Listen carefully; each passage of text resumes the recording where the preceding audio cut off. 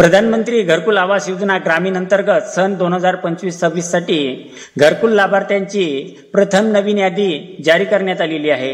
या अंतर्गत लाभार्थ्यांना 40,000 रुपयाच्या निधीचे वितरण सुद्धा करण्यात आलेले आहे।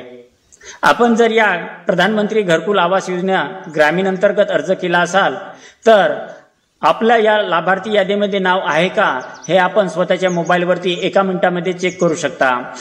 तर त्यासाठी गुगलच्या सर्च बॉक्समध्ये pmayg.gov.in असं आपल्याला टाईप करून सर्च करायचे आहे। यानंतर येणाऱ्या प्रथम वेबसाईटवरती आपल्याला क्लिक करायचं आहे।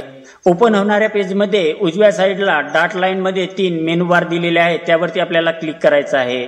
यानंतर आवाज साफ यावरती आपल्याला क्लिक करायचं आहे। त्यानंतर येणाऱ्या ऑप्शनमध्ये रिपोर्ट वरती आपल्याला क्लिक करायचं आहे। पुढे येणाऱ्या ऑप्शनमध्ये ABCDEFGHI या ब्लॉकमध्ये काही तपशील दिलेला आहे। तर सर्वात शेवटी खाली आपल्याला बेनिफिशियरी डिटेल फॉर व्हेरिफिकेशन यावरती आपल्याला क्लिक करायचं आहे। यानंतर आपल्याला इथे आपल्या राज्याची निवड करायची आहे, जिल्ह्याची निवड करायची आहे, तालुक्याची। त्यानंतर आपल्याला वर्ष निवडायचं आहे, कोणत्या वर्षासाठी जे आपल्याला घरकुल यादी पाहिजे ते या वर्षाची निवड करायची आहे। तर इथे आपल्याला सन 2025-26 निवडायचं आहे।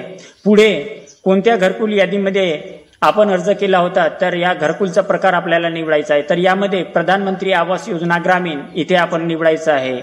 यानंतर पुढे कॅप्चा दिलेला आहे, तर यामध्ये 2 संख्या दिलेल्या असतात, यामध्ये बेरीज अथवा वजाबाकी येणारी संख्या या कॅप्चामध्ये आपल्याला टाईप करायचं आहे आणि सबमिट करायचे आहे।